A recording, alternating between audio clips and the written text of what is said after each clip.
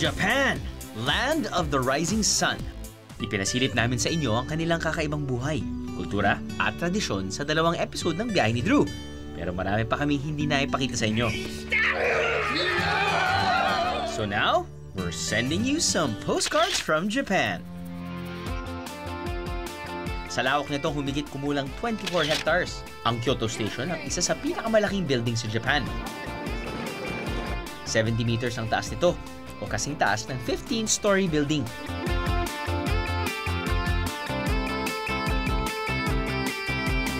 Bukod sa mga tren, makikita rin dito ang iba't ibang modernong tindahan at kainan. Siyempre, para sa mga gutom na biherong tulad ko, bago kumain, piliin na ang restaurant na gustong kainan. Piliin ang gustong kainin, bumili ng ticket at saka pumila and wait for your turn. Masikip ang lugar ng mga kainan dito mga biyero. Kaya naman pagkakain, you're expected to leave immediately para makapasok ang iba pang customers. Quick, systematic, efficient. I think I have just summarized Japanese culture even before eating lunch. At ang napili kong tanghalian, ramen! Sobrang mahaba yung pila. Pinipilahan yung mga ramen house dito. Ang okay sa negosyo na to, ilan lang yung mga upuan, serve nila yung ramen, kain ng mabilisan, wala nang usap-usap pa, alis, tapos nun, pasok na naman yung mga iba. Now, as usual, nauna na naman yung mga kasama ko dito.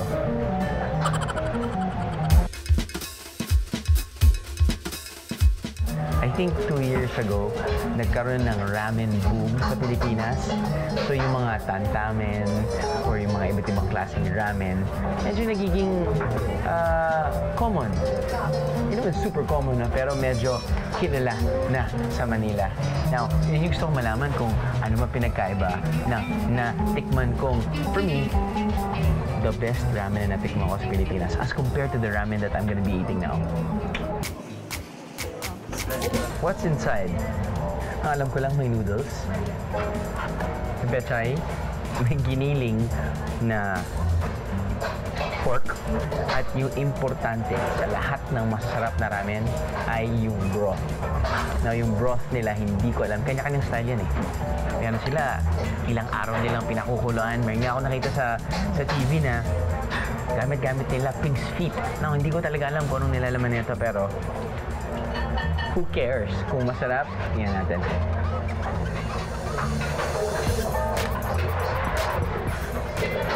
Yup.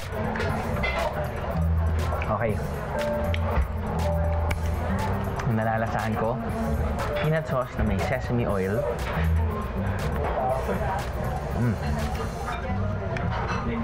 Yun, meron siyang talagang peanut, sesame oil aftertaste. And it's so tasty. And that's actually, it's not very spicy. Mga in-order ng boys natin, iba naman yan. Ito yung parang kanilang flagship product or ito yung bestseller nila. It's not as spicy. Pork cutlets. Usually noodles kasi nila, ano yan eh, homemade.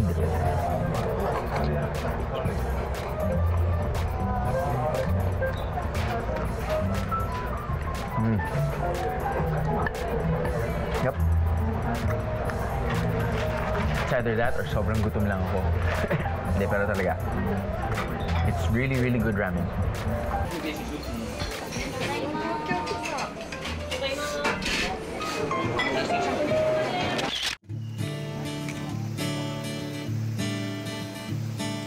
After a hearty ramen lunch, pwede nang mamasyal to your heart's content. Don't forget to bring your camera. Kung mahilig ka mag-selfie, perfect ang mga lugar na to para dyan. Mula pa raw noong 8th century, sikat na ang Arashiyama District sa Kyoto, lalo na sa mga mahiyamang angkan ng Japan. Madalas itong puntahan dahil sa ganda ng lugar, lalo na sa panahon ng spring o tagsibol, kung kailan namumukadkad ang cherry blossoms mula Abril hanggang Nobyembre.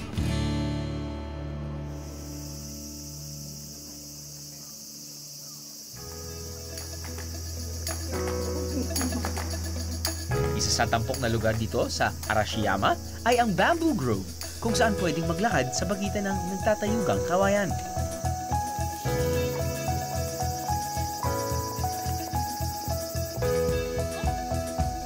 Isa rin ito sa mga naging setting ng pelikulang Memoirs of a Geisha na ipinalabas noong 2005.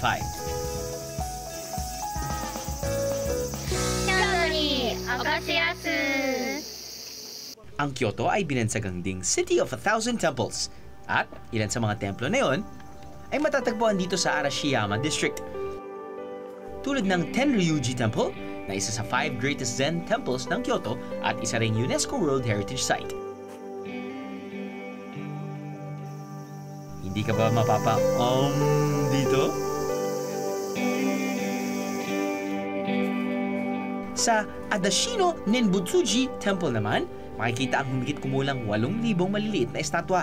Mga biyero, hindi mga disenyo o palamuti ang mga batong yan, kundi mga memorial o pag-alala sa mga namatay na hindi na nasilayan pa ng kanilang mga kamag-anak. Isa itong Buddhist temple na nagsisilbi na ring isang libingan. Sa isang maghapon, malilibot mo na ang mga lugar na yan at siguradong mapupuno mo ang memory card mo sa kakapicture.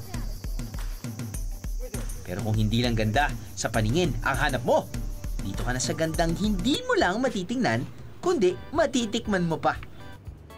Sa isang sweet shop na ito sa Kyoto, mapapanood mo mismo kung paano ginagawa ang mga magaganda at sweet delicacies na to.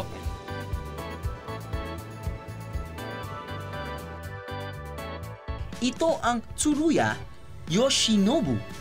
Mula 250 yen o 100 pesos ang presyo ng kanilang mga kakanin na gawa mula sa bigas, harina, munggo at iba-iba pang ingredients. Family trip, first date o honeymoon, it's a perfect and sweet ending to your first day in Kyoto.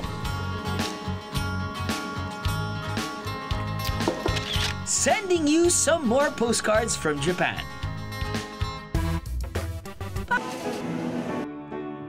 Para sa isang authentic local experience, I recommend na bumisita kayo sa mga street market, lalo na kapag nasa ibang bansa kayo. Dito sa Kyoto, isang sikat na street market ang Nishiki. Sari-saring bilihin ang meron dito. Mula pagkain, preserves, at fresh produce, you name it, they have it. Oh, bili-bili na! I chose Japan because I always used to learn about the culture in school and I immediately fell in love with it. I thought it was so interesting and I just always knew it was a place I wanted to visit. I'm really excited about the food. Siling taba, siling taba. Ito yung hinahanap-hanap na namin matagal na. Ilang araw na kaming nagdudusa sa kakaibang pagkain na ino-offer sa amin, no? I mean, hit or miss naman talaga tayo pagdating dito sa ating travel show, eh. Lalo na kapag ibang bansa. But dito kasi sa tinatawag nilang kitchen place. Oh, see? You see different and weird and very unique type of food. And I'm not even sure if it's food. But the main point of everything is that ang dami mong pwedeng mabili. Variety. And it's all fresh. And dahil sa market ka, it's very affordable.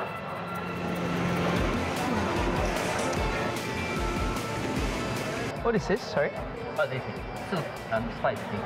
Soup and spice. Can I try? Yes.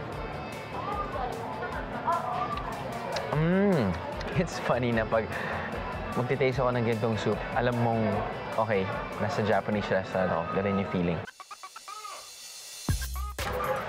Hello. Hi. Scallops, right? Scallops? It's cooked already. It's already cooked. And then this one is the sauce. Okay, I'll have teriyaki. Okay. Can I have order one? Naalala ko yung ba tayo? Gigantes, no? Punong-puno sila ng... Arigato. Gozaimasu. Thank you. Punong-puno sila ng scallops, pero yung scallops nila ganyan kaliliit. Pero ito, subukan natin to.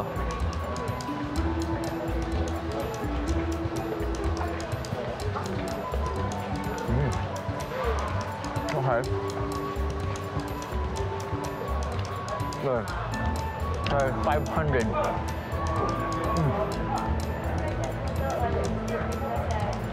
500 for 3 pieces. So it's around 200. 200 pesos for 3. Medyo hindi siya ganun kamura, pero talking about scallops, and their scallops are really big. It's actually yummy.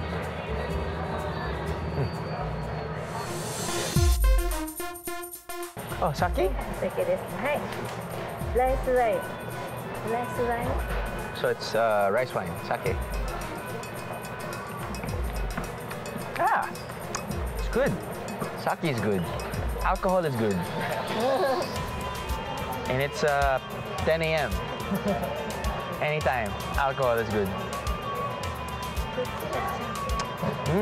Very good. Oh, シャンペーンね。 champagne.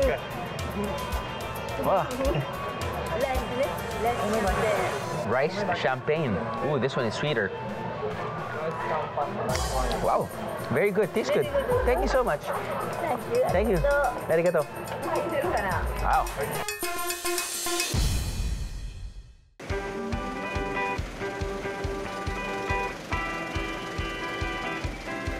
Ito naman, red chocolate.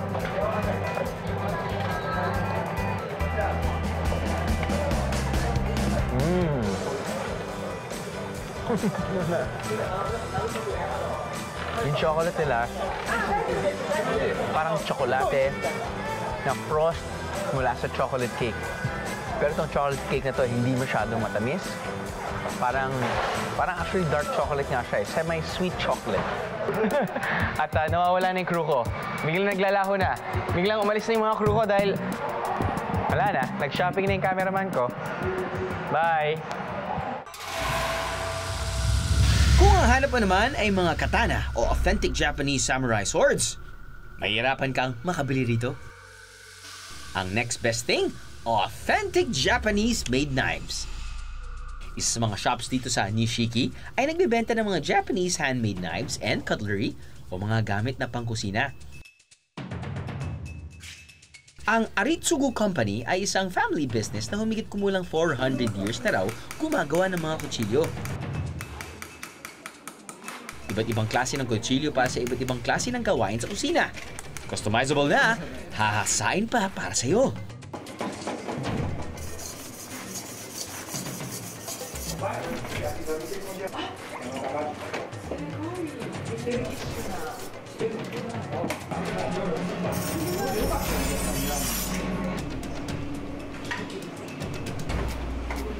At kung gusto man makita ang mga Japanese knives in action, pumasok sa isa sa maraming restaurants sa paligid ng Nishiki Market. Subukan natin ang grilled eel o yakianago.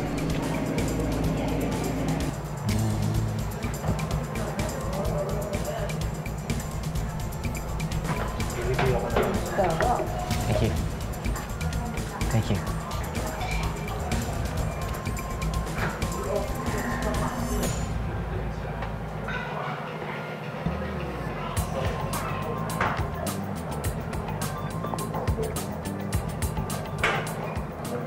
Sa totoo lang, ito yung iniiwasan kong kainin sa Pilipinas. Pag sa Japanese restaurant, pwede kong kainin yung mga isda na, well, or shrimp na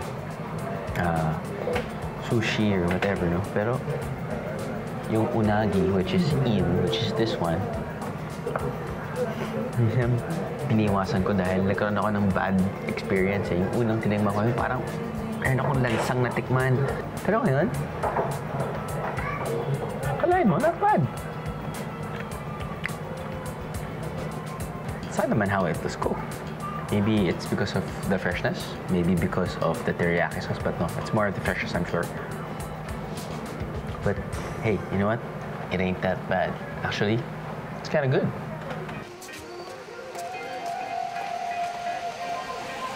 Dahil very tourist-friendly in Japan, hindi ka mauubusan ng hotel o lodging options. From luxury to budget hotels, siguradong may swak sa bulsa mo. Isa sa mga natatanging hotel concept na na-develop sa Japan ay ang capsule hotels. Dinisenyo ito para sa mga office worker na inaabot ng gabi sa trabaho. Nang lumaon, naging magandang option na rin ito para sa mga busy traveler na bumabiyaheng mag-isa. For around 3,200 yen o 1,200 pesos, makakatulog ka na ng may privacy. Plus, may sarili ka pang TV sa inyong sariling capsule. Cute, no?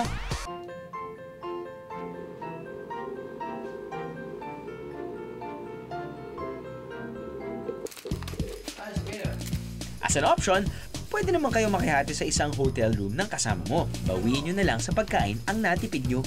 Kung convenience naman ang habol nyo sa pagbili ng pagkain, wala nang mas convenient pa kaysa sa convenience store na bukas 24 hours. Aba, Japan yata ang nagpauso ng mga ito. Ang maganda rito, ang mga bento meals na to na nabibili sa convenience stores ay hindi na masyadong malayo ang lasa at presentation sa mga restaurant. The biyahe ni Drew Crew approves! Kung bitin ka pa sa mga pamamasyal, pero nakapahinga ka na ng konti, bumiyahe ng humigit kumulang 2 oras palayo ng Kyoto papunta sa Shiga Prefecture. Ito ang Shigaraki Pottery Village. Sinasabing isa sa pinakamatatandang pottery villages sa Japan. Dito makikita ang gawaan ng isang cute and cuddly figurine. Ito ang tanuki. Isa siyang mythical creature na sinasabing nag-iiba-iba ng anyo upang manlinlang ng tao. Pwedeng tumingin, bumili, at pwede rin ikaw mismo gumawa ng mga tanuki figurine dito. 綺麗に抜けてます。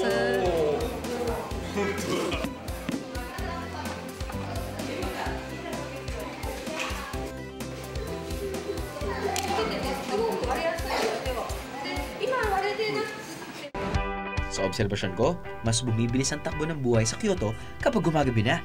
Naglalabasan na mula sa kanilang day jobs at opisina ang mga locals.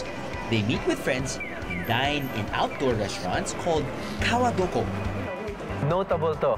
Itong street na to ay tawag na Shijo, meaning 4th Street. At perpendicular sa Shijo ay tinatawag nilang Puntado or Punto Jaune. Itong street na to, well, ito muna. Ang Shijo kasi, this is a commercial area. You've got your restaurants, you've got your shopping stores. It's pretty much pinupuntahan talaga ng mga turistas and locals alike. Now, there is a small street called Punta Jaune. Dito, mas marami pang mga restaurants at iba raw yung feel nila. I mean, I can't say anything yet because I haven't experienced it, but let's go. Alam nyo, kung ganito lang kalinis yung mga eskinita natin sa Pilipinas or sa Manila, no? Grabe. Sobrang linis na dito talaga. Nalaman ko kung para saan yung bamboo sort of barrier sa may wall ng mga restaurants. Dahil daw, dati, ang dami mga taong umiihi lang sa pader. So, eto, para sa mga taong umiihi, pati sa mga asong umiihi, para hindi masira yung wall. Ito yung, sige, pag umiihi sila, dyan lang papasok sa bamboo at pwede lang nilang tanggalin yan at linisin. Apparently, yan. Wala lang. You know, Japanese, they have just a different way of doing things. Very useful, though. Isang putahe raw na talaga namang patok sa mga turista ay ang sinasabing Japanese pizza. Kung titingnan mabuti, halos ingredients ito ng takoyaki o yung Japanese octopus balls. Ang kaibahan lamang, hindi ito niluluto na parang bola-bola. So I mix with the egg, with cabbage. Everything, Mix everything. Mix very well. Mix very well. If possible, mixing with the air. With the air. Yeah, so that pancake becomes more Fluffy. Yeah. So ito yung sinasabi nilang Japanese pizza daw. May cabbage, may itlog, may beef na hilaw. And then flour.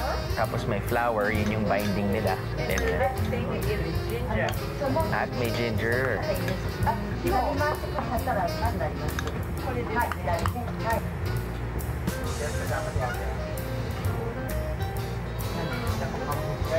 Put everything? Yeah. Oh, okay. Go ahead.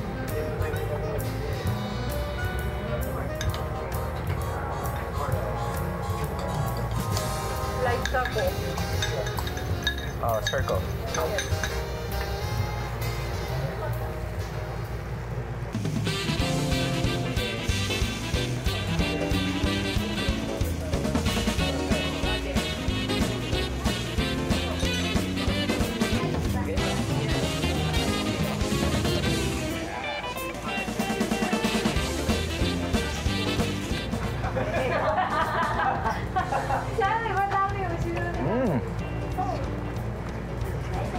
like it.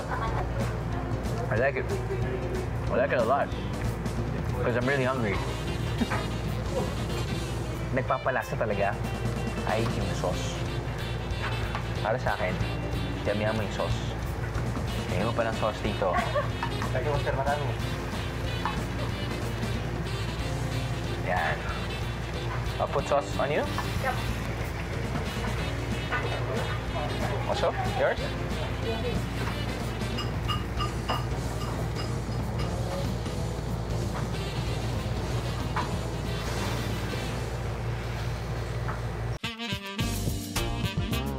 Pero kung medyo mas mabigat sa tiyan ang hanap nyo, ang mga kawadoko na ang bahala sa'yo.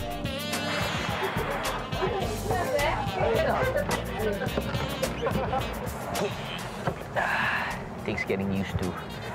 Mga gantong tables talaga na mga... Well, hindi rin naman dito sa Japan, pati sa Korea. Hindi sumasakit ang likod ko dahil hindi tayo sanay eh. Just takes getting used to. Anyway, pag summer, etong part ng row of restaurants dito sa Punta-Jeon, binubukas nila at nagiging alfresco dining. At ang tawag nila sa alfresco dining nila ay kawadoko. It's actually pretty cool kasi pagdating sa... Okay, pag sa umaga kasi medyo pumapatak ng around 28 to 31 degrees. Pag tirik pa yung araw, medyo mainit. No? Pero pag gabi na, actually, okay yung hangin. Very windy. Kaya masarap mag-alfresco dining or kumain sa open air. Tapos yung katabi mo pa yung river. Ito yung set meal na kakainin natin ngayong gabi. Meron tayong salad, meron tayong fish, meron tayong piprituhin, meron tayong sashimi, meron tayong tofu, meron tayong iba't ibang klaseng sauces. Yes, kung ano yung uunahin natin. Salad? Nope. Apparently, salad, hinuhuli nila dito, no? Ang inuuna nila ay leche flan. Yeah, tofu. Tofu? Tofu na may sauce.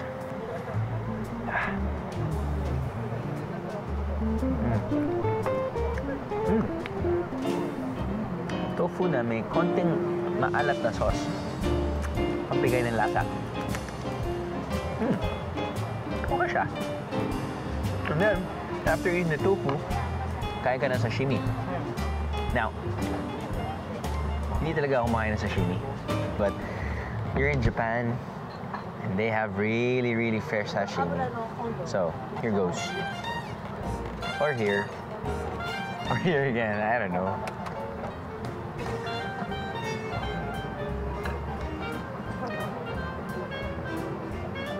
Tama naman sabi nila, eating sashimi is an acquired taste. Eating durian is a high level of acquiring that taste, no? But sashimi is better in terms of acquiring the taste.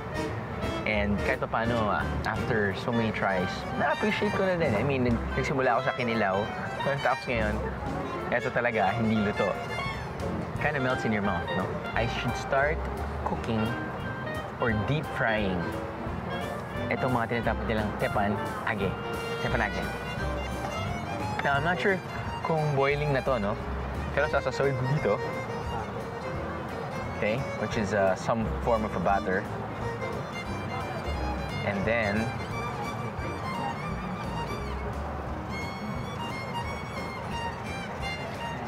naluluto na siya.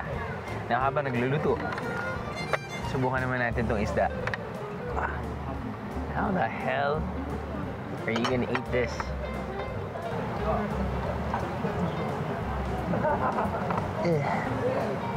This is what you call, or this is what they call, sweet fish. Why sweet?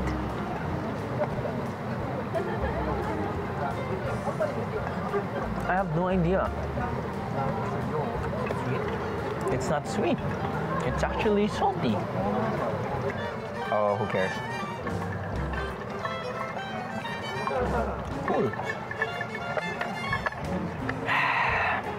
Language barrier, dude. Yun yung kalaban mo dito sa Japan. I mean, it's a beautiful country. It's so many places to visit. Dahil mong pwedeng gawin. Sobrang rich yung culture. Language barrier lang talaga yung sobrang challenging. Ooh, good ball. Pero kung casual dining naman ang hilig mo, hanapin lamang ang mahabang linya sa mga restaurant. Ibig sabihin, yun ang masarap. Mahilig sa masarap na pagkain ng mga Hapon. At kapag alam din ang masarap sa restaurant na yun, wala silang kailangan kahit mahabang pila. Pagtsatsaga nilang maghintay kahit gaano katagal.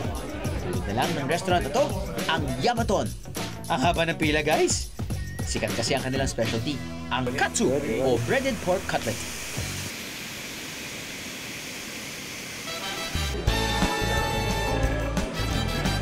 Kahit halos 3 floors ang haba ng pila, ayos lang. Basta lang matikman ang signature dish nila na may secret miso sauce over shredded cabbage.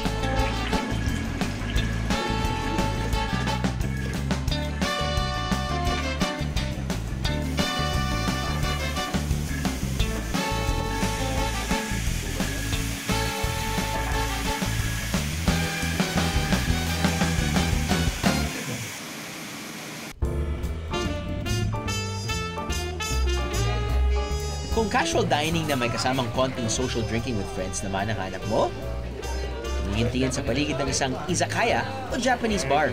Perfect ito para sa magbabarkada after a hard day's work.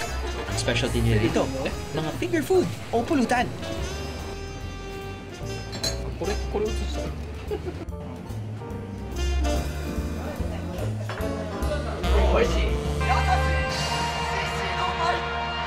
Medyo na parami ata ang kain natin, mga biyero.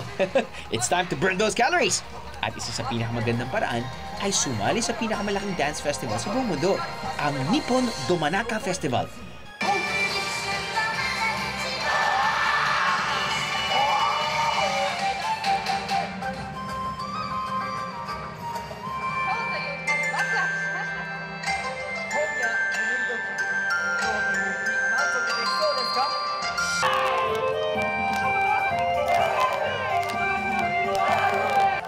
Wala raw cash prize ang magwawagi sa dance festival na to.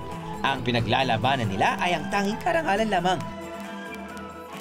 Noong 2010, kinilala ito ng Guinness World Records bilang World's Largest Naruko Dance na sinayawan ng halos 10,000 participants.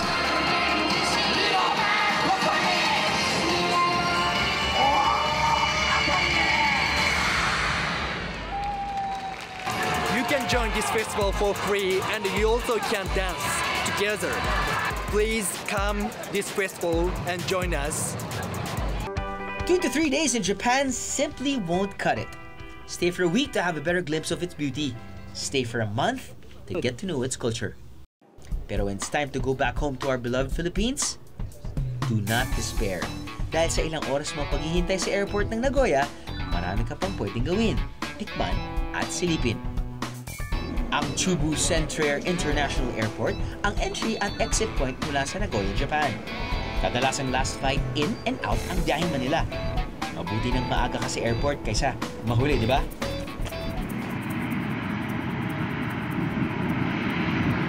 Big. So, hindi tayo sa observation deck. Isa lang tayo maka-experience ng mga aeroplano na malapit sa atin at hindi bawal. Di ba? Okay, dito kasi meron silang warning.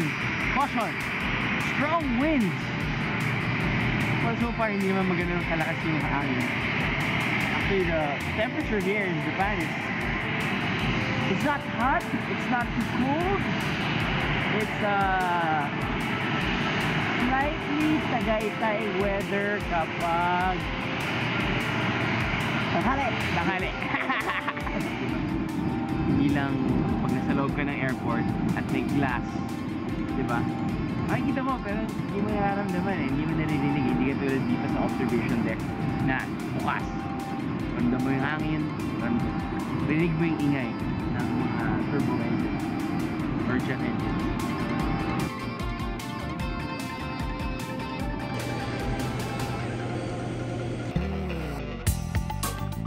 First time in Japan and you're already craving for some Japanese eats. Makakatikim ka agad ng authentic Japanese delicacies dito sa airport. Siguradong hindi ka bibiguhin ng mga airport mini restos dito.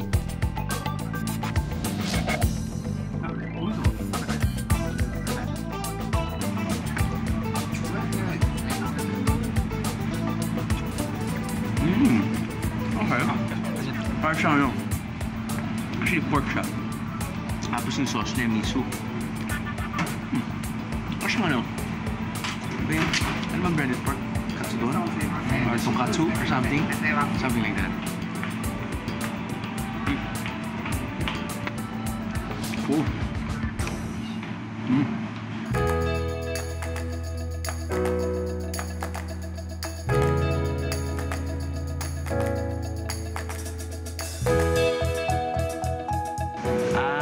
Okay. The mochi, no? Walabi mochi. Walabi mochi. Yeah, Japan food. Okay. I'll taste. Actually, yung mochi, sikat na rin yan sa atin eh. Yung texture ng mochi very, di ba parang chewy. Diba, gamit-gamit glutinous rice yata, no? Parang yan sticky rice yata na diniktik or something like that. No, hindi ko alam kung ano yung powder.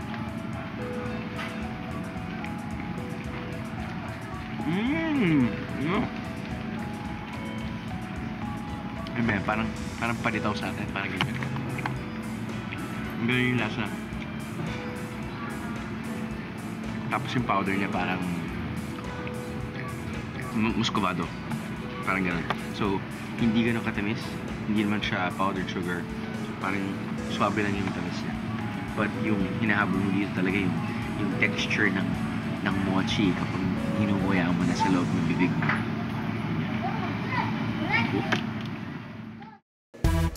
Kung higit isang oras pa ang kailangan mong palipasin bago mag-check-in, subukan mo kayang maligo sa airport.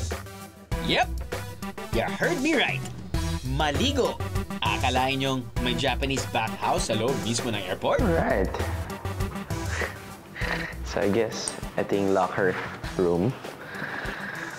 Kailangan magtanggal ng medyas. Dahil pupunta tayo doon. Oh! Stig! Nandito tayo ngayon sa bathhouse. Hindi lang kung saan. Bathhouse sa airport. And when I say bathhouse, pagdating sa mga Japanese, hindi ito yung parang bathhouse or shower room. Okay? Pag sinabi natin bathhouse dito, may mga... Ito kasi ito, meron tayong water spa. Yan. Kung nakapunta na kayo sa mga iba't ibang klaseng water spa, yung mga tao ay, syempre, lululub nila sarili nila sa pool or jacuzzi, tapos nun parang meron siyang hydro massage. Diba? Medyo nakakapagod din mag-travel. Pwede sila pumunta muna dito, mag-relax. Ito yung hindi ko lang maintindihan.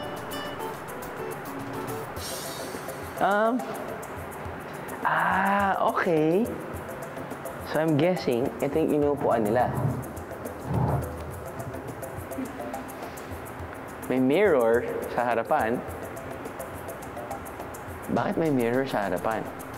Dahil gusto mong makita mo? Sarili mo habang sinashower mo? Sarili mo? Probably. Hey. Ganun talaga yung mga Hapon eh. Hindi natin maintindihan. They have a way of doing things and sometimes it's pretty interesting. Sometimes it's just really far-fetched. But it's different and different is good. Dahil conservative tayo, syempre, lahat tayo nakadamit. Pero usually, kapag galing ka sa locker room, hubad-hubad na to, chong.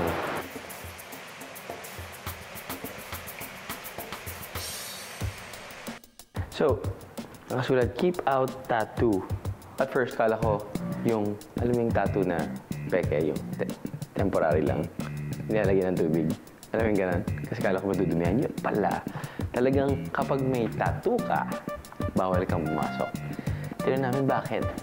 Dahil, well, takot daw yung mga iba. Pwedeng matakot mga ibang, I guess, customers or guests ng bathhouse sa mga yakuza. Yun. So, para iwas gulo, iwas away, Mas maganda raw pag paliligo ka, walang tattoo. Or mga guest dito, walang tattoo. Hindi nga pwede. Japan. Ang sarap balik-balikan. Kakaibang kultura, mga bagong lasa, mga karanasang hindi mabibigyang hustisya ng mga kwento lamang. Looking back, it would have helped kung nag-aral ako kahit ng konting Japanese. To tell you honestly, Isake Nicho. Hashtag, Orayamashi desho. Orayamashi desho. Arigatou gozaimasu. Nanakarobi yoki.